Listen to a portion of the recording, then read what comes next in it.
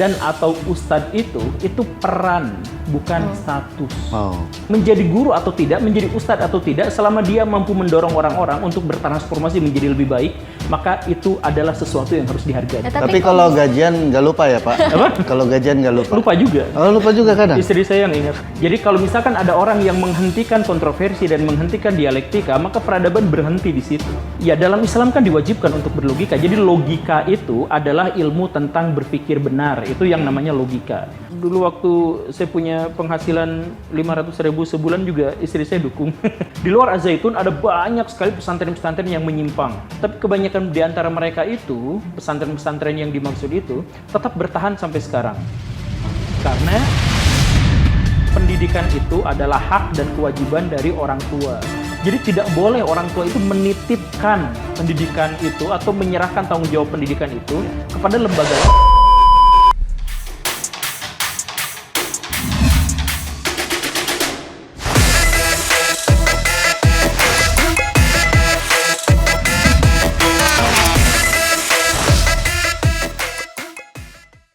Oke, pemirsa Rasis Show, kembali lagi di program yang ditunggu-tunggu, di mana kali ini kita akan mendatangi bintang tamu yang sangat terkenal dan terlebih sedang viral belakangan ini. Seorang guru yang sempat membuat kontroversi pro dan kontranya, datang jauh-jauh dari tatanan tanah Sunda. Ia adalah Guru Gembul. Oke, kita akan mengambil tema kali ini yaitu sudut pandang Guru Gembul terkait pendidikan masa kini. Langsung saja kita sambut Guru Gembul. Selamat datang Pak di rumah Rasis. Ya. Takut tuh, siapa tahu dulu. Ya, silakan Pak. Oh iya. Ya. Agak beribet ya manggilnya ya. Oke, pemirsa Rasis Show, kita sudah kedatangan bintang tamu kita, yaitu Pak Guru Gembul. Kita coba mau ngobrol-ngobrol sedikit, artinya pengen tahu kenapa disebut Guru Gembul. Memangnya nggak punya nama aslinya apa gimana ya? Oke, boleh Pak sedikit bocoran mengenai nama nih, unik sekali. Kenapa dipanggil murid atau guru-guru yang lain dengan sebutan Guru Gembul? Iya. Tadi minta saya nama aslinya apa? Iya, nama aslinya. Emang ada yang tahu nama asli seseorang? Ya makanya orang taunya kan manggil Bapak Guru Gembul. Apa? Kang, nama aslinya siapa? Arif. Arif. Iya. Itu nama palsu. Nama aslinya? Itu kan nama dia kasih orang tua kan? Iya. Orang tua tahu dari mana itu nama aslinya? Pemberian kan? Ya iya. Oke, gimana Pak? Ya. Saya sebenarnya gak bicara nama asli. Jadi sebenarnya hal-hal yang berhubungan dengan profil pribadi saya itu saya sembunyikan. Oke. Agar saya bisa hidup nyaman dan normal sebagai manusia normal. Jadi ini juga sebenarnya kan semuanya samaran. Iya. Samaran. Jadi dan karena itu maka ya sebenarnya saya juga tidak hendak menjawab dengan jawaban yang benar tentang nama asli saya gitu. Tapi kalau misalkan mau didesak sih nama saya tuh tapi desak dulu lah. Ini siapa namanya kan banyak Biasanya nih, ada wanita juga. lebih gampang merayunya kan? Banyak tuh kan, ada yang pokoknya biasanya di banyak saya lihat ya di artikel-artikel bahwasannya kayak beda-beda gitu, di sini A, di sini B, Iya, karena namanya. Kenapa nggak pernah ada yang muncul langsung dari mulut Pak Guru Gembul gitu? Sebagian murid saya itu mengajukan nama palsu di media. Jadi murid-murid saya kerjaannya kayak gitu, bikin nama-nama palsu. Ya biar ya mereka berinisiatif aja secara pribadi biar sayanya tetap menjadi saya yang di depan mereka seperti biasa-biasa aja. Kalau Japaroh Hadi itu apakah Ya benar? itu juga salah satu nama ini. Tapi ya abaikan lah. Nama saya asli saya tuh Aditya Wisnuwardana. Wih, keren ya pemirsa Rasis Show ya namanya. Akhirnya. Kenapa kok nama bagus begitu dirubah menjadi Guru Gembul? Iya, karena Kenapa? nama asli dan palsu itu kan, iya karena tadi itu sebenarnya kita tuh nggak punya nama asli, kita nggak tahu nama asli kita tuh apa. Nama yang kita sebut sebagai asli itu adalah nama yang diberikan sama orang lain tanpa orang lain itu pun tahu sebenarnya apakah kita layak untuk mendapatkan nama itu atau enggak. Makanya dalam tradisi Jawa tuh atau tradisi Sunda juga sebagian anak-anak kecil itu biasanya dikasih namanya gonta-ganti. Kalau misalkan sering sakit ganti nama, sering sakit ganti nama dengan pahaman bahwa nama ini ternyata tidak cocok dengan ini sehingga harus ganti nama dan sebagainya gitu ya. Presiden pertama kita juga kan nama aslinya waktu kecilnya berbeda dengan nama dewasanya. Yang menunjukkan bahwa sebenarnya kita bahkan tidak pernah tahu dengan nama asli atau nama palsu itu. Bahkan ketika saya sebut tadi nama, apa itu nama asli atau nama palsu juga kan kita nggak tahu. Menarik. Mendorong tuh. Iya, mendorong. Iya, mendorong. Pak, ini yang menarik lagi, Bapak ini ternyata seorang pengajar yang dunianya ini lebih kepada dunia pendidikan sejarah ya Pak ya? Awalnya. Iya, gimana itu Pak? Kok bisa awalnya sejarah tiba-tiba mendalami kayak semacam membuat sebuah kontroversi terkait agama lah segala macam itu? Ya itu juga satu hal yang harus dikoreksi. Jadi saya sebenarnya, ya saya guru sejarah, tapi pada tahun sekian. Gitu. Jadi sekarang saya ngajar PKN, sebelumnya geografi. Saya pernah ngajar sains, ilmu pengetahuan alam. Saya juga ngajar sejarah tentu saja. Jadi pas awal-awal saya ngajar juga ya di lingkungan situ saja karena saya guru honor jadi saya honorer ya Pak? Iya honorer. Jadi nanti kalau misalkan ada guru pengganti yang ternyata itu PNS maka itu ngambil jatah pelajaran yang saya ampu. Kemudian saya cari pelajaran yang lainnya begitu aja seterusnya namanya juga guru honor gitu. Mohon maaf Pak, Bapak lulusannya apa gitu? Kok bisa banyak banget sains, PKN, sejarah kok? Sedangkan kita kan biasanya satu ini ya program studi gitu atau jurusan aja. Saya barusan saya bertemu dengan seorang profesor yang gelarnya sampai 8 dan semua rata-rata master. Dan ada 8. Jadi sebenarnya dunia modern itu dunia yang memberikan kepada kita akses pengetahuan, akses gelar kehormatan. Bahkan ada di Indonesia yang seorang pejabat tinggi negara yang tiba-tiba mendapatkan gelar kehormatan sebagai guru besar dan sebagainya dan itu mudah di dunia modern itu kita bisa mendapatkan itu. Jadi sebenarnya itu pertanyaan yang kurang relevan. Kenapa misalkan kok bisa dapat banyak ya sumber informasi kita sekarang kan sangat banyak, tidak terbatas. Jadi yang jadi masalah sekarang sebenarnya bukan akses untuk mendapatkan informasi itu, tapi bagaimana cara kita memverifikasi informasi itu apakah benar atau tidak. Jadi sebenarnya itu yang lebih pertanyaan yang lebih radikal dari situ. Tapi sampai saat ini masih mengajar sebagai guru honorer, Pak? Iya, masih. Udah berapa lama, Pak? Kalau boleh tahu, Pak? Dari tahun 2008, lulus kuliah, langsung jadi guru honorer, sampai sekarang jadi guru honorer. Belum naik ya, Pak? Udah berapa tahun itu? Enggak, kita nggak mau. Saya nggak mau. Sempat ada penawaran mungkin? Selalu, di setiap sekolah saya dapat penawaran. Tapi bahkan sampai sekarang saya NPTK aja nggak punya. Jadi setiap ditawarin untuk itu saya menolak, kalau dipaksa saya keluar gitu. Pokoknya sih nggak mau terikat dan terlibat dalam.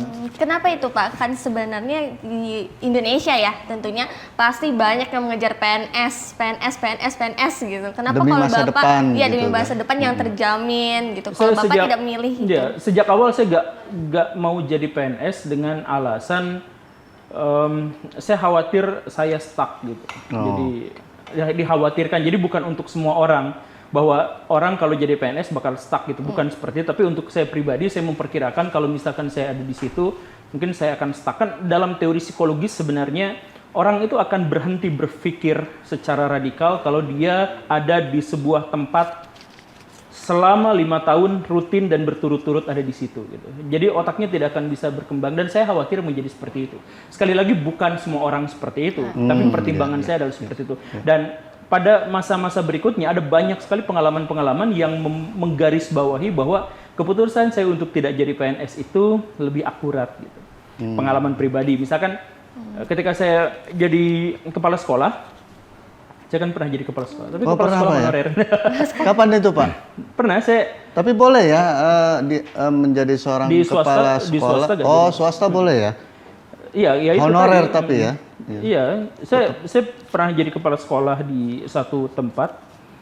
Kemudian saya mendapatkan bantuan atau tawaran bantuan sebenarnya dari pemerintah.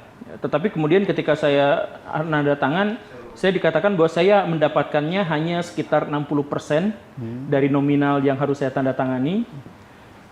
Sedangkan sisanya itu harus diserahkan kepada bagian administrasi, bagian apa dan sebagainya, dan saya harus melaporkan dengan nilai yang sama seperti yang saya tanda tangani. Itu kan sebenarnya akhirnya, aduh kalau saya tanda tangan ini saya dapat uang, akhirnya siswa-siswa saya bisa dapat kelas baru, dapat fasilitas baru. Tapi kan saya korup, saya terlibat dalam korupsi itu. Itu kan dilema. Dilema itu, jadi maksudnya kalau saya tidak tanda tangan, artinya siswa saya tidak mendapatkan fasilitas yang lebih baik. Tapi kalau saya tanda tangan, maka saya korupsi di situ. Nah ini dilema, dua-duanya bisa bagus, dua-duanya bisa jelek. Dan ada banyak orang di luar sana yang lebih memprioritaskan, lebih baik siswa saya yang dapat ini, nggak apa-apa lah saya korupsi sedikit misalkan seperti itu. Tapi kan saya nggak bisa hidup dalam dilema yang seperti itu terus-terusan. Makanya kalau saya misalkan masuk ke dalam sistem secara lebih dalam lagi, saya khawatir iman saya luntur gitu, nggak kuat iman lagi nanti. Jadi ya jadi guru honorer aja gini lah. Oke, Pak, zaman sekarang nih, terlebih kan saat ini sedang ramai-ramainya para orang tua mencarikan anak sekolah yang terbaik ya. Terlebih antar zona nih. Nah, makna dunia pendidikan di Indonesia seperti apa sih Pak? Dengan adanya zona-zona ini, walaupun kadang sekolahannya itu dekat dari rumah, ternyata begitu mendaftar di sekolahan yang dekat rumah, tidak bisa karena zona itu Pak. Gimana menanggapinya Pak? Ya itu, jadi sebenarnya begini, sistem zonasi itu oleh pemerintah dibuat, dirancang untuk mengatasi beberapa masalah. Masalah diantaranya itu adalah masalah kesenjangan fasilitas. Jadi di zaman dulu itu ada sekolah-sekolah unggulan. Dan orang tua Tapi sampai sekarang masih ada loh Pak, sekolah unggulan itu. Dan itu kan sebenarnya keliru. Sekolah unggulan itu sebenarnya keliru, nanti kita akan bahas. Tapi intinya zonasi itu salah satu alasannya adalah untuk menyelesaikan masalah sekolah unggulan itu. Jadi sekolah unggulan itu orang tua akan berusaha sekuat tenaga untuk memasukkan anaknya ke sekolah unggulan itu, karena di sekolah unggulan itu anaknya akan mendapatkan akses yang lebih baik di masa depan. Misalkan karena jaringan ikatan alumninya banyak yang jadi pejabat, atau jaringan ininya jadi artis dan sebagainya, maka sekolah-sekolah unggulan itu diincar sama orang tua itu. Nah, biar tidak seperti itu dan biar agar sekolah-sekolah itu mendapatkan pemerataan bakat, jadi jadi anak-anak yang berpotensi itu menyebar ke mana-mana di seluruh wilayah, maka sistem zonasi itu dibuat. Jadi biar nggak ada orang yang harus berjalan atau menaiki transportasi yang sangat jauh untuk sampai hanya untuk ke sekolahnya yang katanya itu sekolah unggulan gitu. Dan itu misalkan untuk menyelesaikan masalah itu, kemudian untuk menyelesaikan masalah kemacetan juga. Di perkotaan itu kan macet. Nah, jadi kalau misalkan anak-anak sekolahnya di ini ya itu kan bisa menyelesaikan masalah gitu kan. Banyak sebenarnya pertimbangan-pertimbangan, tapi tentu saja sama seperti semua hal, sama seperti kebijakan manapun di dunia ini, setiap ia diterapkan yang memunculkan sebuah solusi, maka dia memunculkan masalah-masalah yang lain. Jadi sekolah zonasi juga pada akhirnya memunculkan masalah-masalah yang tadi itu gara-gara administrasi. Saya itu rumahnya itu ada di perbatasan kecamatan. Jadi bisa aja saya lebih dekat ke kecamatan B, tapi gara-gara zonasi saya itu di kecamatan A gitu, maka saya harus banyak sekali masalah-masalah yang seperti itu. Nah, makanya ya ini tentu saja adalah masalah teknis yang harus diatasi, dan semua keluhan orang tua itu memang harus didengarkan untuk masalah ini. Terus Pak, ini ada yang sampai rela kayak manipulasi alamat gitu loh. Itu ada. Itu gimana itu Pak? Kita untuk menurut Bapak gitu loh, sampai rela pada alamatnya di A, ternyata sampai di B gitu, demi sekolah yang diinginkan oleh orang tua biar anaknya dapat sekolah yang terbaik. Itu sama seperti dulu sekolah unggulan itu. Jadi ada, ini sudah menjadi rahasia umum lah, tapi saya jelaskan juga. Misal di beberapa sekolah unggulan di negeri Irlandia sana, bukan di sini, bukan Pak ya, di Irlandia ya. Jadi sekolah-sekolah unggulan itu biasanya magnetnya sangat besar, sehingga orang tua itu berusaha untuk masukin anaknya ke situ sampai dia nyogok 40 juta, 50 juta, 60 juta gitu. Bahasanya beli bangku ya? Iya, beli bangku, dan itu bisa sampai 1 kelas, 2 kelas, dan itu semuanya dapat untuk kepala sekolahnya. Kepala sekolahnya enak. Jadi setiap tahun kepala sekolahnya ngetraktir guru-guru, ayo kita jalan-jalan kemana pakai uang yang bermiliar-miliar itu. Kata si gurunya, wah ini kepala sekolah ini harus dipertahankan karena dia baik, ngajak kita jalan-jalan terus. Padahal itu kan sebenarnya hasil uang. Iya. Dan keinginan orang tua untuk masukkan anaknya ke sekolah yang baik, ke sekolah yang unggulan, sekolah bonafit itu sebenarnya masuk akal, sah, dan iya namanya juga orang tua. Cuman saya ingin kasih penegasan kepada orang tua di seluruh Indonesia. Ya. Boleh Pak, boleh. Sekolah yang paling utama dan yang paling pertama itu adalah di keluarga. Dan sekolah yang namanya sekolah formal itu hanya membantu orang tua agar siswa-siswanya itu bagus. Jadi agar anak-anaknya itu sukses gitu. Jadi pendidikan bagaimanapun yang pertama itu tentu saja di keluarganya. Di keluarga ya. Jadi sekolah itu hanya fasilitas tambahan, atribut gitu. Toh ada orang-orang yang jadi sukses gara-gara tanpa sekolah, ada orang-orang yang ada banyak kan. Itu YouTuber Indonesia yang paling fenomenal Atta Halilintar itu kan tidak sekolah formal gitu. Jadi ya tentu saja ada juga yang sukses gara-gara formal, ada yang sukses gara-gara tidak formal, tapi kan itu sebenarnya adalah secondary gitu. Itu adalah masalah kedua. Yang pertamanya tentu saja adalah ciptakan iklim pendidikan yang sangat kondusif di rumah masing-masing agar anak-anak itu pada akhirnya bisa menemukan jati dirinya sendiri. Jadi jangan fokus ke sekolah ya. Oke Pak, sebelum segmen ini kita tutup, saya mau tanya dulu, apakah sampai saat ini masih ngajar di sekolah mana? Masih. Mungkin kasih informasi sedikit Pak. Di SMA. SMA. Nggak apa-apa. Nggak apa-apa, nanti kita bisa, kalau Bapak tidak berkenan, kita potong dan kita edit. Ya udah, edit aja sekarang di SMA. Nah, itu editannya manual. Oke. Silakan Dara. Jangan kemana-mana, tetap di Rasi Show. Bukan gosip, tapi fakta.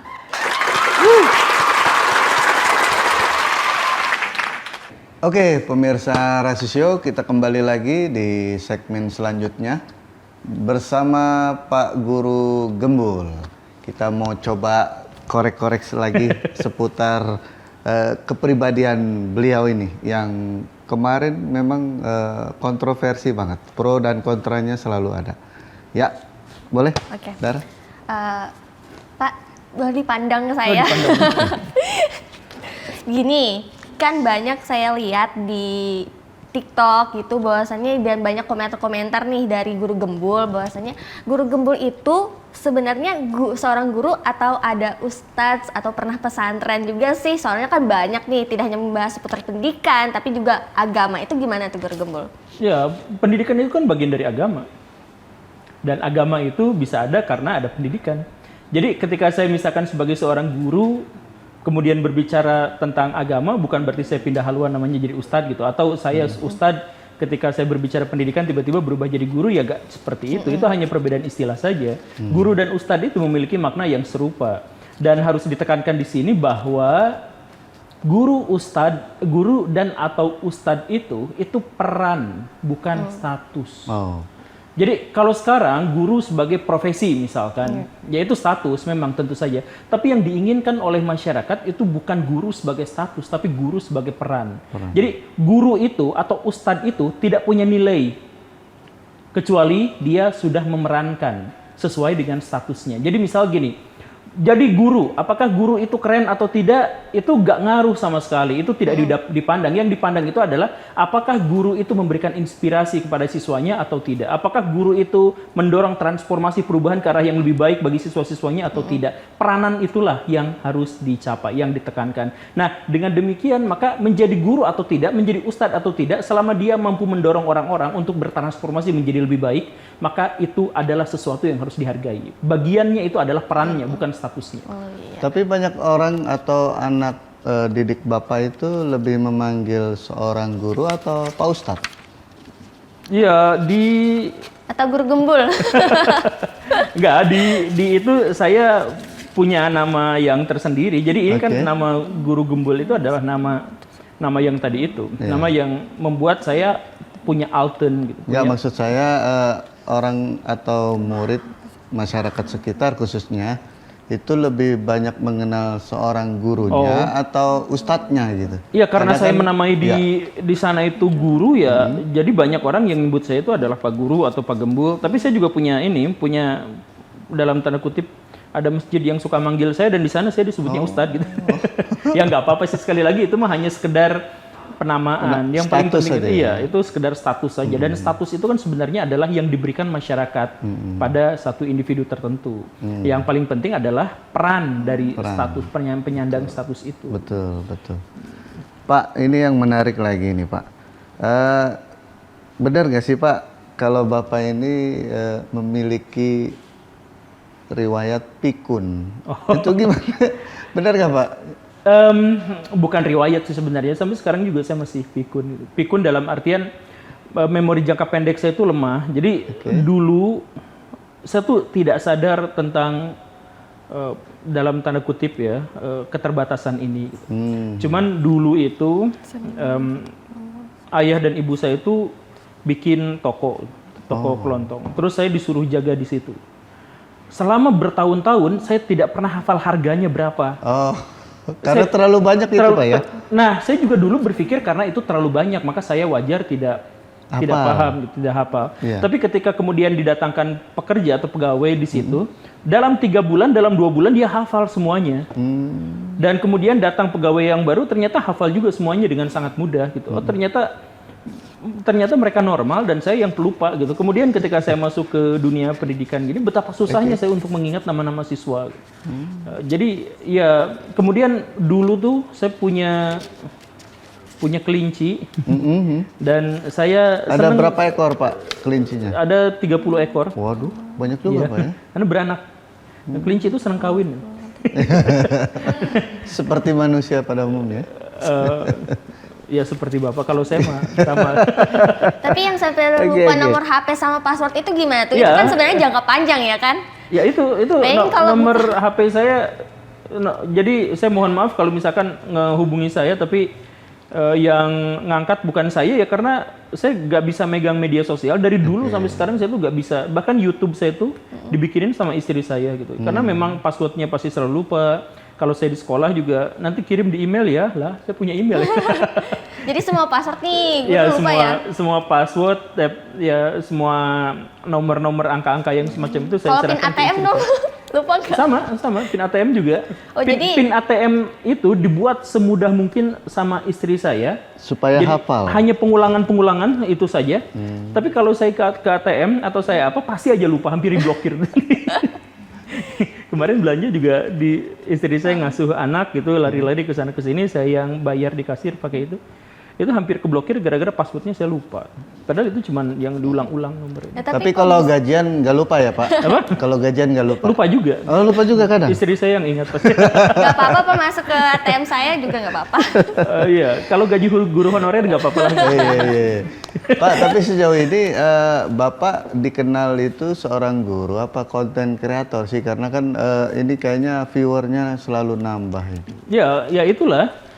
Jadi setiap orang itu memiliki banyak sekali status. Jadi kalau misalkan dipertanyakan saya ini adalah guru atau konten kreator, saya akan jawab saya ini adalah ayah, saya adalah hamba Tuhan, saya adalah suami, saya adalah anak dari ibu saya adalah teman bagi teman-teman saya adalah bos bagi manajer saya, misalkan yang seperti itu. Ya tentu saja saya punya banyak status, dan apakah saya konten kreator? Iya. Apakah saya guru juga? Iya. Saya punya banyak status. Akang juga, Teteh juga punya banyak sekali status. Kenapa nggak fokus di konten kreator aja? Kan guru honorer ya, seperti yang kita ketahui gajinya sangat UMR sekali, bahkan di atas gitu. Di atas kenapa saking atas itu Pak, sampai 1 bulan aja kayak biaya bensin kurang. Iya memang. Kenapa nggak lebih fokus ke konten kreator aja Pak, untuk ngembangin? Kan untuk dari aset kan pasti banyak yang sukses besar gitu. Ya karena nama saya di konten kreator juga guru, maka saya tidak mungkin bisa lepas dunia pendidikan. Saya berkomitmen saya akan tetap ada di dunia pendidikan yang real. Tentu saja di konten saya juga itu adalah pendidikan, kan itu adalah pengetahuan dan etika di channel saya itu. Tapi kan itu dunia maya. Saya berinteraksi langsung dengan orang-orang, dengan siswa, di mana saya menemukan cermin yang lebih aktual dan faktual tentang kehidupan saya, itu adalah di dunia nyata. Jadi kritik dan saran, kalau misalkan itu disampaikan dari dunia online, itu bias besar. Tapi ketika saya mendapatkan dari orang yang bertemu langsung, orang yang bergaul dengan saya, maka itu jauh lebih otentik. Kritik, saran, masukan dan sebagainya itu. Maka saya tetap harus ada di dunia di mana saya memang harus ada di situ. Ya, baik Pak. Jadi kan konten-konten guru nih seputar pengetahuan-pengetahuan, tapi kontroversi nih. Banyak juga yang mengira bahwasannya Guru Gembul itu hanya mencari sensasi lewat jalur yang berbeda. Makanya konten-konten Guru Gembul tuh kayak berbeda gitu loh dari pemikiran kita yang ada gitu loh. Apakah Nama lain sekedar sensasi? Kontroversi itu kontra dan versi. Jadi ada versi yang kontra, ada versi yang setuju, ada yang tidak setuju, atau ada dari versi yang lain dan pro sebagainya. Dan kontra. Iya, pro dan kontra. Maka ini dalam bahasa yang lebih gaul gitu. Ini adalah pemicu dialektika. Dialektika itu pemicu kita untuk bisa membentur-benturkan apa yang kita yakini selama ini dengan sesuatu yang baru yang mungkin saja benar. Nah, dialektika yang sehat itu akan menghasilkan peradaban yang sehat. Peradaban yang sehat itu muncul dari dialektika. Jadi kalau misalkan ada orang yang menghentikan kontroversi dan menghentikan dialektika, maka peradaban berhenti di situ. Jadi orang yang pertama kali menemukan lampu itu adalah orang yang berdialektika dan berdebat dengan orang-orang yang menggunakan lilin. Seandainya tidak ada kontroversi itu, maka seumur hidup kita akan menggunakan lilin. Jadi kalau misalkan saya dianggap, saya sebenarnya tidak pernah secara sengaja membuat tema-tema yang kontroversial. Tapi kalau misalkan tema-tema saya itu dianggap sebagai kontroversial, maka mari kita berdialektika, mari kita berobrol, berdiskusi, sampai satu di antara kita bisa mendemonstrasikan mana yang benar dan mana yang salah. Berarti itu tekniknya ya Pak, berarti itu salah satu tekniknya. Itu, sekali lagi itu bukan teknik, saya tidak pernah menganggap bahwa apa yang saya sampaikan itu adalah kontroversial.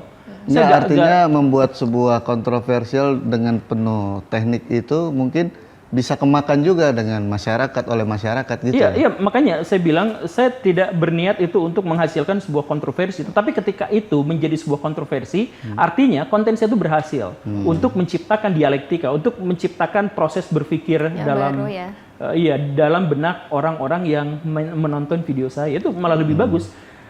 Berpikir itu bahkan lebih baik daripada pengetahuan itu sendiri. Proses untuk mencari pengetahuan kadang lebih baik daripada pengetahuan itu sendiri. Nih pemirsa, siapa yang masih mempertanyakan hal itu bisa langsung berdialektika dengan Guru Gembul. Hubungi nomor yang bawah ini guys. Di mana, Mbak? Oke Pak, kemarin sempat ada kabar, sempat dipanggil atau diundang ya sama Gubernur Jawa Barat. Itu ceritanya gimana sih Pak? Oh iya? Di mana itu beritanya? Pernah dengar berita seperti itu? Ya saya juga pernah dengar, tapi ternyata bukan. Ternyata tidak benar. Ya ada beberapa pejabat yang memang menghubungi saya secara pribadi gitu. Itu memang ada. Ada beberapa instansi pemerintahan maupun universitas atau apa yang itu juga banyak. Bahkan saya dari sini sebelumnya itu dari sebuah universitas terkemuka di Banten, ya itu juga saya ini. Jadi itu udah biasa sih. Tapi kalau misalkan Gubernur Jawa Barat sejauh ini belum sih. Belum ya? Belum. Atau saya belum tahu. Ya Kemarin belum. Informasinya ada seperti itu, ada rencana Pak Gubernur itu mau mengundang Bapak mungkin. Kalau mungkin Pak Gubernur yang saya undang di channel saya. Makan malam atau gimana? Oh, gitu kan? Jamuan makan malam itu dari Pak Menteri ya. Pak Menteri? Iya, dari Pak Menteri. Tapi sayanya tidak hadir karena dulu anak saya sakit. Gini Guru, ini kan yang tentang kontroversi tadi. Kan Guru sering mengaitkan antara pemahaman logis dengan Islam nih. Apakah Guru nggak takut nih bahwasannya kena somasi? Ya kayak gitu-gitulah pokoknya. Kan ini banyak gitu. Ya saya ngajak diskusi aja untuk semua. Jadi ada kemungkinan logika saya salah, ada kemungkinan logika yang lain yang salah. Jadi ayo kita diskusikan untuk bisa menemukan mana yang benar dan mana yang salah. Bukan melaporkan ke jalur hukum. Jadi tafsiran dari setiap orang itu nggak bisa didelikkan gitu. Saya menafsirkan bahwa Akang ini misalkan itu lagi marah dalam hati dengan ekspresi wajah yang seperti ini. Saya menafsirkan seperti itu. Ya boleh saja walaupun tafsiran saya salah. Dan tafsiran itu nggak bisa diadili, dimasukin ke pengadilan gitu kan nggak bisa. Nah tapi kalau misalkan saya membahas Islam secara logika, Ya, dalam Islam kan diwajibkan untuk berlogika. Jadi logika itu adalah ilmu tentang berpikir benar. Itu yang namanya logika. Makanya disebutnya logis. Logis itu artinya sesuai dengan kaidah berpikir yang benar begitu. Nah, di dalam Al-Qur'an itu ada ratusan ayat yang mendorong kita untuk berpikir. Bahkan orang-orang yang beriman itu adalah orang yang selalu berpikir, orang yang mentadaburi, orang yang berakal, orang yang sedang mencermati dan sebagainya. Itu semuanya adalah kaidah-kaidah berpikir gitu. Makanya kalau misalkan ada pernyataan, kenapa Islam kok dihubung-hubungkan dengan logika? Lah itu perintah Al-Qur'annya seperti itu. Ya, kan banyak nih yang kemarin sempat viral tuh kayak penistaan agama Iya. gitu gara-gara itu. Kan padahal Gimana itu yang Pak menanggapi hal-hal semacam itu Apanya? Pak? penistaan agama yang soal kayak Dituduh menistakan agama segala macam. Ya, saya juga pernah sampaikan di podcast yang lain sebenarnya. Jadi penistaan itu subjektif. Ya. Kan seseorang disebut menistakan itu karena ada orang yang tersinggung. Ketersinggungan itu masalah emosi. Karena ketersinggungan itu adalah masalah emosi, maka dia tidak mungkin bisa punya standar. Jadi misal, saya sebut teteh ini misal kurus, misalkan seperti itu ya. Ya. Terus sakit hati gitu. Nah, sakit hati itu atas dasar apa? Atas dasar saya disebut kurus. Emang kalau saya menyebut kurus itu akan ada orang yang marah? Kan cuma teteh ini aja. Iya, Artinya iya. itu subjektif. Subjektivitas itu tidak bisa digeneralisir. Dan karena itu maka silahkan saja kalau misalkan ada orang yang merasa ternistakan, ada orang yang merasa tersinggung dan sebagainya. Tapi itu sepenuhnya adalah subjektif. Gak bisa semua orang tersinggung pada satu tema yang sama gitu. Gak bisa kecuali dia dimobilisasi gitu. Jadi kalau misalkan ada demo-demo, biasanya kan sebenarnya yang punya ketersinggungan, yang punya kemarahan itu cuma segelintir orang saja. Ada yang sebagiannya pasrah, ada yang biasa-biasa aja, tapi digerakkan. Gitu. Jadi Ada juga yang menerima memang begitu gitu. iya, ada kan? yang menerima ya silakan saja, itu mah biasa aja. Makanya ayo kita menggunakan pikiran kita, akal kita, otak kita untuk memproses informasi ini apakah benar atau salah, apakah menyinggung atau tidak dan yang sebagainya. Iya, sampai kayak pemahaman liberal itu guru sebut sesat. Itu saya ada nonton di salah satu konten guru gemuk itu. Gimana tuh? Oh, saya sebut yang liberal itu sesat gitu? Iya.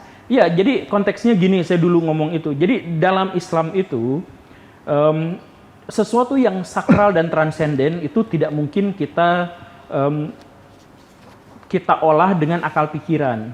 Jadi misalkan gini, ada yang menyebut bahwa Tuhan itu ada di atas arash, ada yang menyebut Tuhan itu ada di mana-mana. Nah, kita nggak usah berdebat di situ, nggak usah dialektika di situ, kita nggak usah ribut-ribut di situ, karena siapapun yang bisa berdebat dan menang, misalkan, oh yang menang itu adalah Tuhan ada di atas arash, kan dia tidak bisa membuktikan secara langsung Tuhan itu seperti apa. Jadi kalau misalkan mau berbicara tentang agama, mari kita berbicara agama dalam konteks sosial gitu.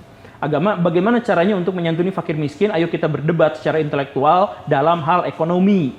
Bagaimana caranya untuk mengurus negara yang lebih baik? Mari kita berdebat secara intelektual. Bagaimana cara mengatasi masalah itu gitu. Tapi kalau misalnya itu kan bagian dari agama. Tapi kalau misalkan masalah-masalah yang transenden, nggak usah dibahas juga di situ. Nah, banyak sekali orang-orang di Indonesia yang tentang Tuhan itu diperdebatkan, diributkan, dijadikan ajang untuk saling menghujat satu sama lain. Padahal keyakinan setiap orang itu tentu saja berbeda-beda dan cara dia menafsirkan sesuatu teks-teks yang sakral itu tentu saja berbeda-beda. Oh, oke. Tepuk tangan dulu buat Pak Guru Gembul. Oke Pak, kita break dulu sambil relax agar nanti kita ada pembahasan yang makin moncer nih nantinya nih Pak. Boleh. Kita Semakin gas terus panas ya. Kita makan. Oke, pemirsa Rasi Show, kita akan kembali lagi saat lagi.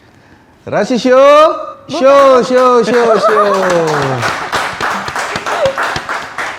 Oke, pemirsa Rasi Show, balik lagi di acara yang penuh dengan berdasarkan fakta, bukan gosip. Kali ini ngebahas soal Pak Guru Gembul kembali yang mengenai kejadian-kejadian kemarin yang pernah dialami oleh Pak Guru Gembul. Oke, kita mau tanya-tanya kembali ya. Oke, Pak, ngomong-ngomong kontroversi, biasanya orang pasti mengalami yang namanya teror-menteror. Apakah Bapak juga pernah mengalami hal itu? Misalnya ada intimidasi dari Ada. orang-orang atau bahkan ada teror segala macam datang ke rumah atau gimana Pak? Pernah ngalamin itu? Yang datang ke rumah ada, yang maksa banget pengen ketemu ada, yang ya bahkan yang menghujat, menista, mengancam sampai ancaman yang paling ngeri misalkan soal pembunuhan, soal penculikan apa segala rupa itu ya saya pernah Ada Pak ya? ada yang seperti Sampai sempat ada nggak kayak semacam diusir dari kampung ini kayak sinetron itu, usir Bapak dari kampung ini gitu? Nggak, saya ada, punya hubungan baik dengan para tetangga. Jadi nggak ada ya? Nggak ada. Lagian ya sekali lagi yang saya sampaikan itu saya tidak berniat untuk berkontroversi dan saya pikir juga tidak ada yang harus dikontroversialkan dari situ. Jadi ya kenapa juga? Kalau misalkan ada orang yang merasa tersinggung ya itu subjektif, wajar. Ya ayo kita diskusi. Tapi menyikapi seperti apa sih dengan adanya teror-teror itu Pak? Kalau dari Bapak sendiri ya, pastinya kan keluarga ada rasa khawatir terutama istri dan anak gitu kan? Ya makanya istri jangan sampai lihat teror itu. Berarti belum tahu ya istrinya? Ya sebagian tahu tapi sebagian yang lain ya tidak tahu dan istri saya juga diminta untuk nggak usah fokus lihat komen-komen di ini kan. Banyak yang seperti walaupun sering juga istri saya tuh dulu tuh sampai ngejawabin komen orang gitu dikiranya saya ngejawab padahal istri saya. Ya banyak sih yang seperti itu tapi intinya karena saya punya tujuan yang lebih besar, cita-cita yang lebih dalam dari sekedar konten kreator. Jadi konten kreator itu ya saya gunakan untuk menyampaikan ide-ide dan gagasan saya. Jadi ya saya mendapatkan keuntungan yang besar lah dari situ karena saya bisa cuap-cuap di sana, bisa didengarkan sama orang dan ide-ide saya bisa diperhatikan sama orang itu juga sudah bagus kan. Dari istrinya ada nggak niatan nyuruh Guru Gembul untuk stop untuk konten kreator fokus di guru aja? Enggak sih, istri saya dukung. Istri saya selalu dukung. Dulu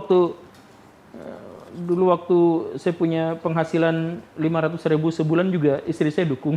Alhamdulillah. Ya maksudnya ya kan orang-orang menuntut saya untuk bisa berpenghasilan lebih gitu. Tapi kalau istri saya mau dibawa kemana juga sampai sejauh ini selalu mendukung. Terima kasih istri saya.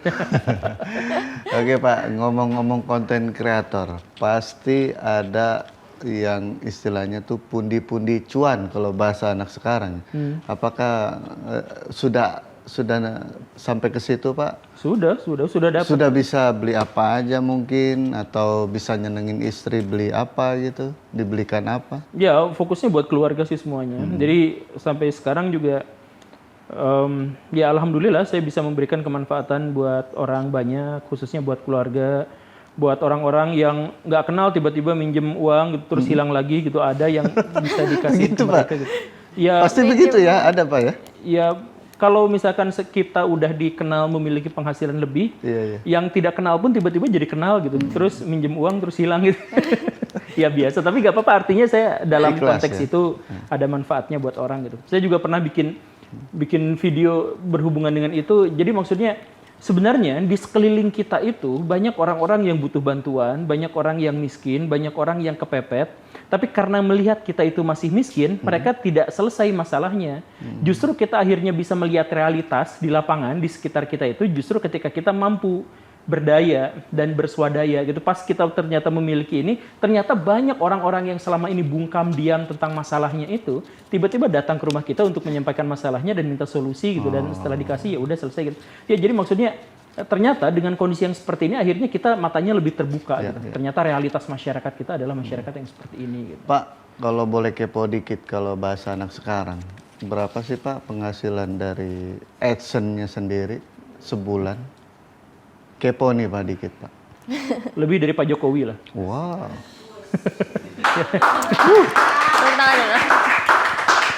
Tapi kan Pak Jokowi punya akses Iya. untuk dapat yang lain. Punya akses bukan berarti menggunakan. Gak minat mencalek Pak? Apa? Gak minat mencalek? Enggak, nanti saya rusak lagi. Tapi sejauh ini dengan sibuknya Bapak, dunia pendidikan atau sebagai guru honorer tidak ditinggalkan Pak ya? Tidak, ya walaupun saya juga udah curhat sama kepala sekolah, saya udah curhat sama anak-anak, jadi ya ada beberapa yang memang pada akhirnya harus dikompromikan gitu, khususnya soal waktu. Ya, tapi karena semuanya sudah terkompromikan, ya tinggal saya sekarang berusaha untuk menjaga sebaik-baiknya kualitas saya di berbagai bidang yang saya jalani sekarang gitu. Itu aja sih. Pak, ngomongin kompromi nih, sekarang lagi rame dan viral pesantren Al Zaitun. Nah, harusnya seperti apa sih Pak kalau kita bicara kompromi, mungkin dari tokoh agama, terus pemerintah, seperti apa Pak kalau pandangan dari Bapak? Hal pertama yang harus saya sampaikan tentang pesantren, secara keseluruhan saya sampaikan dulu pesantren ya. Di luar Al-Zaitun ada banyak sekali pesantren-pesantren yang menyimpang. Ada pesantren-pesantren yang mengajarkan anak untuk mengkafirkan orang tuanya. Ada pesantren-pesantren yang keluar dari konsensus atau ijma para ulama. Ada banyak sekali di Indonesia seperti itu. Tapi kebanyakan di antara mereka itu, pesantren-pesantren yang dimaksud itu, tetap bertahan sampai sekarang. Karena dilindungi oleh pejabat. Kenapa dilindungi oleh pejabat? Karena pesantren itu adalah lumbung suara yang membuat para pejabat itu bisa naik, nanti misalkan jadi caleg segala rupa, bisa naik dengan suara yang banyak tanpa mereka membuat spanduk yang banyak. Karena kalau misalkan mereka sudah kong kali kong dengan kiainya gitu, maka si kiai itu akan bilang kepada semua santrinya, pilih A, maka semuanya akan milih gitu, dan keluarga-keluarganya dan apa-apanya gitu. Jadi pesantren itu sering kali digunakan, tidak seluruhnya, tapi banyak pesantren yang alat sering politik digunakan, ya, Pak? untuk kepentingan-kepentingan politik tanpa mereka tahu. Orang-orang yang jadi pesantren juga nggak tahu apa-apa, pokoknya nyoblos ini aja, seperti itu. Nah, Al-Zaitun itu adalah salah satu prototipe dalam tanda kutip ya, pesantren yang juga seperti itu. Jadi maksudnya Al-Zaitun itu nggak mungkin dibubarin. Bagaimanapun ceritanya nggak akan dibubarin. Mau sesesat apapun dalam tanda kutip ya, dia tidak akan dibubarin. Karena udah apa? Viral banget itu. Apa? Udah viral banget, udah beda Mau banget. udah viralnya kayak gimana, dia tetap akan bertahan. Dia akan tetap ada. Kenapa seperti itu? Karena itu adalah laboratorium pemerintah di zaman dulu. Jadi laboratorium pemerintah di zaman dulu itu maksudnya adalah kita flashback jauh ke belakang gitu ya. Jadi di dunia di Indonesia itu ada 3 faksi sejak era merdeka, itu ada 3 faksi. Yang pertama itu adalah kelompok nasionalis yang di tengah-tengah, kemudian kelompok religius dan kelompok kiri.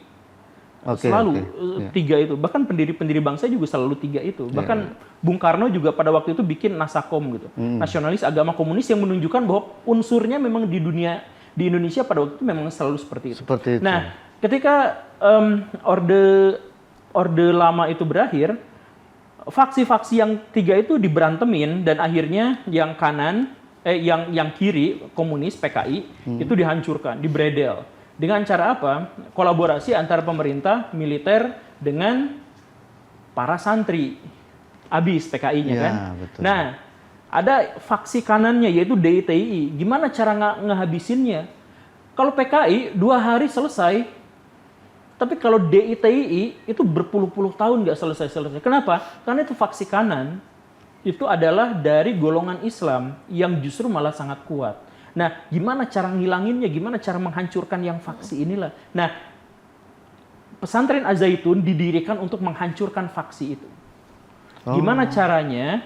Jadi kelompok-kelompok paling radikal di dunia Islam itu dimasukkan ke situ. Yang mungkin bisa ditobatkan menjadi nasionalis, jadi tobat. Yang tidak bisa, tetaplah radikal, tetaplah gila, tetapi terpantau di situ. Jadi kalau misalkan nanti mau jadi teroris, mau jadi apa, dia sudah dipantau karena ada laboratorium yang namanya Al-Zaitun itu. Berarti boleh dibilang camp ya? Campnya. Jadi sengaja digunakan untuk menarik orang-orang yang radikal itu masuk ke situ. Makanya ini adalah gerakan ini adalah proyeknya lembaga-lembaga atau intel Indonesia, termasuk Pak Ali Murtopo ya, dan di zaman Orde Baru gitu. Nah, setelah Orde Baru berakhir kemudian digantikan oleh penerus-penerusnya. Nah, ada relevansi yang masih harus dipertahankan di situ sehingga Al-Zaitun tetap dibiayai, tetap ada, bahkan politisi-politisi itu ada. Bahkan sekarang misalkan Pak Ngabalin, saya mohon maaf, itu membela pesantren Al-Zaitun supaya tetap ada, dan masalah-masalah perdebatan fikih di situ juga harus kita diskusikan dan sebagainya, tapi tetap harus ada. Yang intinya adalah bahwa sebenarnya Al-Zaitun itu sesesat apapun itu masih ada gunanya pemerintah untuk bisa mengontrol kelompok-kelompok yang paling radikal. Nah, sayangnya kelompok-kelompok yang paling radikal juga pada akhirnya menyadari strategi pemerintah ini, sehingga mereka kemudian bikin pesantren di balik pesantren Al-Zaitun itu. Jadi kalau misalkan dulu yang masuk pesantren itu didoktrin untuk bagaimana, sekarang pesantrennya menjadi biasa-biasa aja, tetapi ada orang-orang yang setelah lulus dari situ, ada yang rekrut, ada apa itu. Jadi sekarang permainannya ada cukup rumit di sana. Tapi ini adalah permainan Intel. Mau yang pro, mau yang kontra, ini adalah mainannya Intel gitu. Jadi kalau misalkan ini diserahkan ke netizen sih saya nggak setuju. Jadi sekarang netizen berkomentar, demo apa segala rupa gitu ya. Tolong ini dimasukkan kembali ke kotak yang seharusnya gitu. Cuman kenapa dimunculkan, dugaan saya itu adalah karena sekarang menjelang pemilu, dugaan saya ya sekarang dimunculkan itu. Dan karena penerimaan siswa baru. Jadi pesantren Al-Zaitun itu selalu naik viral ke permukaan setiap penerimaan siswa baru. Agar menarik siswa baru biar masuk. Mungkin, dan sekarang yang daftar malah lebih Santri banyak. santri dan Subhanallah. santri. Ya itu mah terserah. Itu apa nggak meresahkan orang tua atau masyarakat? Yang resah itu yang diberitahu. Kalau tidak diberitahu ya tidak resah. Jadi ya ini masalahnya media. Makanya saya bilang tadi itu. Ini masalah-masalah intelijen, urusan-urusan intelijen, urusan pemerintah, urusan orang-orang atas, itu silahkan saja diurusi, disimpan di dalam kotak, jangan sampai serahkan ini kepada netizen. Dulu yang menggerebek pesantren itu adalah Pak Ma'ruf Amin. Sekarang, itu satu di antaranya gitu ya, yang datang langsung, yang konfirmasi, yang klarifikasi, yang ngomong, yang kemudian mengeluarkan pernyataan bahwa di sini ada sesuatu yang janggal, itu adalah Pak Ma'ruf Amin. Sekarang Pak Ma'ruf Amin sudah menjadi wakil presiden, kemudian bahas tentang Al-Zaitun, ya minta Al-Zaitun dibina saja, tapi jangan dihancurkan, jangan dan sebagainya. Yang artinya memang di situ tuh ada, ya sudahlah itu jangan penyimpangan ya, jangan dipublish gitu, jangan ini. Nanti kalau misalkan masalah-masalah yang sesat, menyesatkan dan sebagainya, biarlah para ulama, biarlah para intel, para tentara, orang-orang yang paling berwenang untuk itu yang masuk ke situ, yang melakukan investigasi. Kita orang-orang awam jangan dibuat resah dengan masalah-masalah yang seperti itu. Kan ada banyak pesantren di mana. Meresahkannya kan ketika dari sudut ibadahnya berbeda, terus caranya juga berbeda. Sampai melakukan perampokan yang halal gitu kan. Jadi mencampur adukan muslim dan non muslim di satu tempat ibadah itu. Iya, sekali lagi saya katakan itu bukan hanya ada di Al-Zaitun. Itu pesantren-pesantren yang lain banyak yang kayak gitu tuh, yang aneh-aneh kayak gitu tuh banyak. Nah, jadi fokusnya itu bukan identitasnya, bukan identitas Al-Zaitunnya, tetapi kesesatan itu ada pada perbuatannya. Jadi gini, ketika Al-Zaitun melakukan perbuatan yang aneh-aneh yang dianggap menyimpang, ya itu kita selesaikan. Dan begitu pun dengan pesantren-pesantren yang lain yang melakukan seperti itu. Jadi identitasnya bukan Al-Zaitunnya. Al-Zaitun itu bisa kita jadikan sebagai simbol bahwa ini adalah yang salah dan apa. Tapi bukan berarti kita lepas pada esensi. Esensinya itu adalah perbuatan sesat yang harus dilawan, bukan institusi yang harus dibubarkan. Atau oknumnya ya? Yang ustadz-ustazahnya gimana itu? Iya banyak, memang itu menyalahi konsensus secara umum. Kita sepakati bahwa Al-Zaitun itu memang menyalahi konsensus umat muslim, umat Islam, ya, berbeda sama ini. Nah, tapi tolong jangan diplor ke masyarakat gitu. Udah ulama-ulama silahkan datang ke sana, bertanding di sana, sibuk di sana. Tapi kalau misalkan masyarakat, kita kan si masyarakat itu jadi panik gitu. Karena masyarakat jadi panik, maka masyarakat itu pada akhirnya misalkan jadi takut masukin anak ke pesantren, gitu. Kan jadi seperti itu kan? Takut. Atau jadi takut kalau misalkan ke pesantren ini jadi aliran sesat yang mengkafirkan orang lain, gitu kan? Jadi seperti itu. Jadi untuk urusan intel tetaplah ada di sebuah kotak yang tidak sembarang orang untuk bisa membukanya. Cuman yang menarik di sini kan Pak Guru, Al-Zaitun itu boleh dibilang apa ya? Pemimpinnya yang menjadi momok pro kontranya dengan statement liarnya itu kan, akhirnya orang berpikiran kesel atau bahkan sampai pengen kalau ketemu langsung pengen dianiaya gitu kan. Iya, makanya permasalahannya di situ. Iya, makanya ulama dari MUI, dari siapa datang ke sana, debat, diskusikan. Ya udah itu, tapi jangan sampai si media, justru yang saya pikir justru media-media yang menyebarkan dengan bahasa yang bombastis, dengan bahasa, kita bolehlah misalkan bombastis dalam hal selebriti gitu. Misalkan ternyata Nikita Mirzani jantungnya ada 3, misalkan seperti itu. Gitu. Ya kita bisa kalau misalkan itu adalah entertain, itu adalah hiburan gitu. Orang Smackdown aja tetap laku gitu walaupun banyak orang. Karena itu hiburan, gak jadi masalah. Di dunia hiburan itu, kebohongan yang diketahui bersama itu adalah sah gitu. Film itu kita semua tahu bohong itu kan, tapi tetap ditampilkan dan itu menjadi bagian dari seni. Ya karena apa? Karena di dunia hiburan kebohongan yang diketahui bersama itu adalah sah. Nah, tapi kalau kita menyangkut masalah agama, menyangkut masalah ideologi negara, menyangkut masalah pendidikan misalkan atau menyangkut masalah program intel dan lain sebagainya itu, ya kita stop di situ. Kita berikan kewenangan seluas-luasnya kepada orang-orang yang ahli di bidangnya, yang mahir di situ, yang apa, ya udah simpen di kotak itu. Sedangkan kamera-kamera dari para itu ya udah nggak usah masuk ke situ gitu. Jangan biarkan masyarakat resah palsu gitu, resah bohongan. Ya karena resahnya itu bukan karena dia benar-benar resah kan, Azaitunnya jauh gitu dari Indramayu, tapi resah gara-gara ada sesuatu yang ini. Jadi sok selesaikan masalahnya karena itu juga menyangkut pesantren, lembaga gitu ya, menyangkut masalah institusi yang besar, menyangkut tradisi masyarakat kita, menyangkut apa, itu jangan dijadiin mainan gitu. Ya.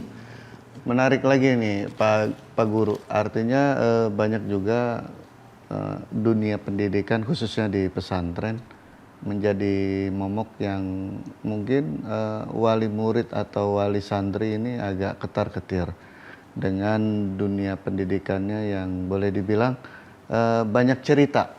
Terutama salah satunya ada ustadznya lah yang menghamili santrinya gitu kan. Dulu pernah ada kan?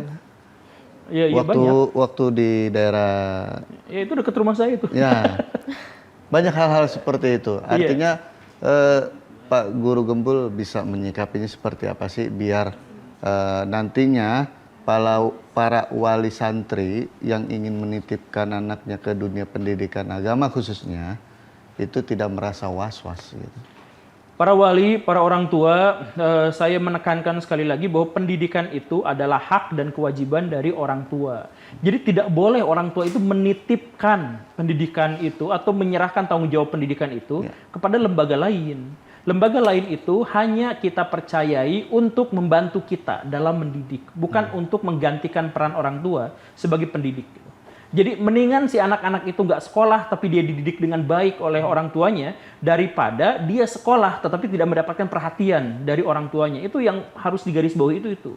Jadi kalau misalkan orang tuanya sudah penuh perhatian kepada anak-anaknya, si orang tua itu sudah memberikan kontribusi yang terbaik untuk anak-anaknya, maka dia tidak usah khawatir dia mau menempatkan anaknya di manapun karena itu hanya sekunder saja. Hanya pendidikan sekunder saja. Yang pertama itu tentu saja adalah di rumah. Di dalam Islam juga yang pertama itu adalah di rumah gitu. Sedangkan nanti kalau misalkan nanti khawatir anak saya dicabuli kalau di pesantren ini, ya jangan dititipkan ke pesantren ini, tapi titipkan ke pesantren yang lebih layak. Dari mana orang tua tahu pesantren ini layak dan tidak layak? Kalau orang tuanya benar-benar mematuhi hak dan fitrahnya sebagai orang tua yang bertanggung jawab, maka dia pasti tahu bobot, bebet, dan bibit dari lembaga di mana dia menyelenggarakan pendidikan yang anak-anaknya sekolah di situ atau belajar di situ. Gitu. Jadi fokusnya itu di situ. Tapi kalau misalkan gimana ini dengan pesantren-pesantren banyak yang melakukan pencabulan dan sebagainya. Kritik juga dalam hal ini terhadap pesantren itu adalah bahwa banyak orang yang menganggap bahwa pesantren itu sakral dan pesantren itu identik dengan Islam. Pesantren itu produk budaya. Harus ditekankan pesantren itu produk budaya.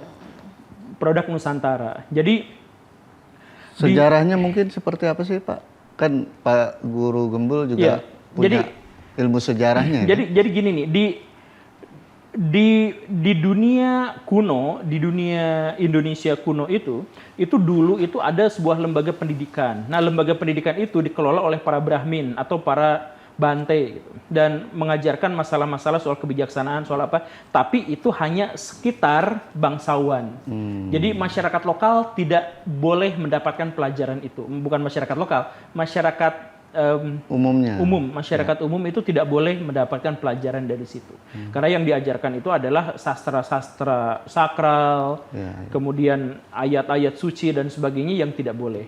Nah, ketika Islam masuk ke situ, orang-orang Islam melihat gaya belajar itu, tapi kemudian menjadikan siswa-siswanya itu lebih universal, lebih umum, siapapun boleh gabung ke situ. Karena tujuannya adalah untuk menyebarkan ajaran agama Islam. Maka jadilah pesantren itu. Jadi pesantren itu dulu ada yang basicnya itu adalah perguruan silat. Jadi siang-siang belajar silat, malam-malamnya belajar agama gitu ya. Belajar agama dalam artian ya Quran, hadis begitu ya. Ada yang basicnya itu adalah pengobatan, ada yang basicnya adalah seni, ada yang basicnya apa dan sebagainya. Dan pesantren itu pada waktu itu dulu aslinya nih sistemnya itu adalah kiainya tidak dibayar, kiainya yang membayar. Jadi kiai itu kayak tadi ya, katakanlah Maulana Malik Ibrahim gitu, punya padepokan silat. Nah, padepokan silat itu, jadi santri-santrinya di situ, dia punya sawah, dia punya peternakan, dia punya luas kayak gitu. Nah, siapa yang mau belajar sama saya? Ayo kita sama-sama belajar di sini, tapi juga ngurus itu, ngurus pertanian sawah, peternakan. Jadi si guru itu ngasih pekerjaan ke anak-anak didiknya, terus nanti dia belajar sama-sama di sini. Jadi diberi keahlian ya? Diberi keahlian. Jadi akhirnya di situ punya kekuatan yang besar. Santri-santri itu punya kekuatan besar. Dan itu bertahan sampai zaman PKI. Makanya PKI itu pada waktu itu merampas tanah-tanah kiai. Kenapa? Karena tanah kiai luas-luas, gede-gede gitu. Dan itu dikelolanya bersama-sama dengan santri-santrinya. Nah, jadi pesantren itu latarnya seperti itu. Kemudian ketika zaman berganti, jadi siswanya yang bayar. Ya agak jadi masalah karena ini ada tuntutan zaman. Tapi sekali lagi harus ditekankan, pesantren itu produk budaya. Tahun 1200, tahun 1300, tahun 1400. Dan karena itu maka dia boleh dikritik. Dia boleh dikasih masukan. Dia boleh misalkan dihina kalau dia misalkan melanggar fitrahnya sebagai lembaga pendidikan. Jadi boleh nggak kita misalkan menghina pesantren atau menghina guru pesantren yang cabul? Ya boleh saja, hina saja karena memang dia layak untuk itu. Gitu. Jadi kita itu seringkali karena itu adalah lembaga yang mengatasnamakan agama gitu, jadi kita takut untuk mengkritiknya, kritik saja. Tidak ada glorifikasi di situ. Oke Pak, sebelum menutup perbincangan ini, berbicara kritik, sempat ada kritikan dari Bapak mengenai dunia pendidikan Islam dan dunia pendidikan Kristen. Perbedaannya gitu maksudnya. Gimana itu Pak ceritanya Pak? Ya, jadi sebenarnya itu adalah kritik. Jadi saya melihat orang-orang Islam secara umum, bukan semuanya tapi secara umum, itu menganggap agama itu sebagai sesuatu yang romantis gitu. Melihatnya dengan kacamata romantisme masa lalu gitu. Jadi misalkan, kan ini berdasarkan realita. Kenapa peradaban Islam sekarang tidak maju dibandingkan dengan umat-umat yang lain? Itu kan realitas. Nah, kenapa seperti itu? Salah satu alasannya itu adalah karena romantis. Jadi ketika misalkan ditanya, kenapa peradaban Islam sekarang tidak maju? Oh, kata siapa? Itu yang menciptakan angka 0 itu adalah umat muslim, itu Ibnu Sina itu. Ya ceritanya ke masa lalu, semuanya ditarik ke masa lalu. Padahal menceritakan tentang masa lalu itu adalah salah satu bukti bahwa kita tuh generasi terburuk. Gitu. Kan dalam tradisi lisan orang Arab itu dikatakan anak yang terburuk itu adalah anak yang ketika ditanya dia bilang, oh bapak saya kaya loh, kamu gak kenal bapak saya, nah gitu kan? Itu bukan dirinya sendiri. Kamu kok cupu? Kata siapa saya cupu? Ini bapak saya. Nah itu kan itu generasi terburuk itu begitu. Nah kita menjadi generasi yang lebih buruk lagi karena kita bukan hanya ke bapak, tapi ke leluhur kita yang nun jauh di sana, di negara yang lain, di wilayah yang lain, dengan peradaban yang lain. Kan itu berarti, nah makanya ketika kita misalkan menghadapi sebuah realitas yang buruk, misalkan peradaban Islam mundur gitu. Bukan ditutup-tutupi, bukan kemudian dicari alasannya, tapi diselesaikan. Mari kita selesaikan masalah itu. Diselesaikan. Ya itu kan pembelaan terhadap Islam, tapi saya dianggap sebagai orang yang menistakan ajaran agama Islam ketika saya membuka realitas itu. Itu ya. Ya iya. Oke pemirsa Rasi Show, ini pembahasan kita memang sangat apa ya? Membuat suasana tegang, gerah ya Pak. Relax. Oh saya nggak tegang. Saya yang tegang. Ya, sebelum kita tutup, ini ada oleh-oleh dari kita nih, biar memadamkan hati Pak Guru Gembul, yang tiap hari warawiri ya Pak ya, kesibukannya Pak ya. Capek. Iya. Tapi nggak apa-apa, capek juga dikasih minum. Ada minuman. Minuman ini minuman herbal, Pak. Ya. Minuman herbal, Pak. Iya. Nah, ini minuman herbal. Ini ada cyanida enggak? Enggak ada, Pak. Enggak ada. Nah. Rencana sih, Pak. Rencana. Saya minum. Boleh. Silakan, Pak, silakan. Coba, Pak. Wah, kayak air ya? Iya, emang ada air. Emang ada air. Itu madu hijau, Pak. Oh, madu hijau. Nah, banyak banget khasiatnya, khususnya lambung, kesehatan Bapak yang banyak banget kegiatannya khususnya hari ini. Aktivitasnya Bapak. Iya. Iya. Saya gendut bisa kurus sama juga. Bisa, Pak. Bisa, Pak. Pakai Iya, korset. seharian aja nggak makan kurus, Pak. Oh iya.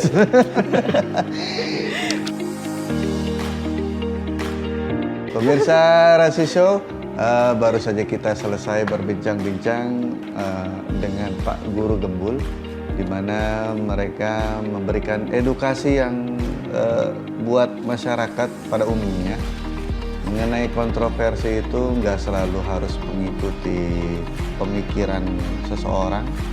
Ya Pak ya, boleh dibilang seperti itu Pak ya. Iya. Nah, artinya kita harus tetap berpositif thinking apapun yang terjadi di lingkungan kita sendiri. Oke, pemirsa Rasi Show, jangan kemana-mana.